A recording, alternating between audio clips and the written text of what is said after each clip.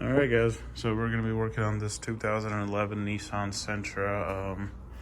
Well, there is some cosmetic damage too, but we're going to be working on the struts today.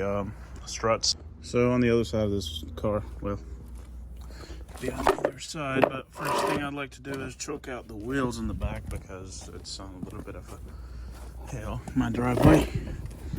And then get it in the car, put it in neutral, let it roll back, and pull the e-brake as well. Do a couple little things here. So we're just gonna, don't even need to turn the car on. Actually, just put it on that. Just let it roll, get itself stable, and then pull the e-brake, okay? And then put it back in park, turn it off, and then we can get started on the car. All right, next thing you do is jack the car up and, you know, get the wheels off, put a jack stand under it. We're gonna do all that.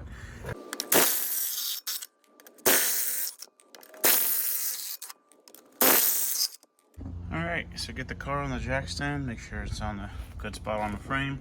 Another thing I like to do is throw the tire up underneath the vehicle as well, just in case anything else goes out. Secondary thing. Not necessary, but definitely like to do that. And I just put the nuts back in, you know, where the wheel goes so you don't lose them either. And get the rest of it started. Another quick thing I forgot to mention, so to take this rubber hose off, well, you'll need to take the cowl off first. So the way these come off is you see this little T thing, and the hole is like that. So you kind of pull it out one way and get it unhooked, and then slide it out from the other. And there's your rubber pieces off. And these are just held by clips, so you can just pop those out and that comes out. All right, so the sway bar link in comes in here. It gave me a little bit of hail, so I had to put a vice grip on the back side of it. And it's an 18 mil nut, so you just undo that. This thing, I unclipped it. This is very easy to unclip, it just pops out. This one has a metal clip. It goes in like that. So I had to like just use a screwdriver and a hammer to tap it out a little bit. And once that pops out, this just comes out easily. And then now I'm gonna undo these, hold a 21 mil wrench over here, and then a 21 mil socket, and just pull it out.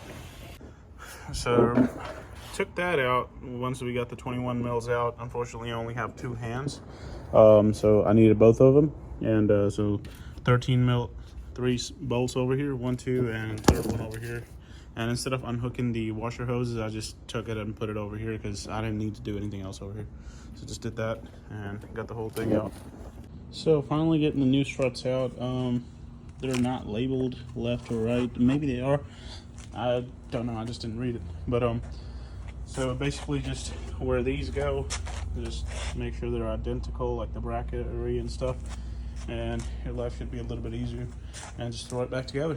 Actually, it is mentioned, if you look at the top of the strut, it says right hand, and we do that. I'm just gonna hold it with one hand down here, align the bolts, and just start screwing them in.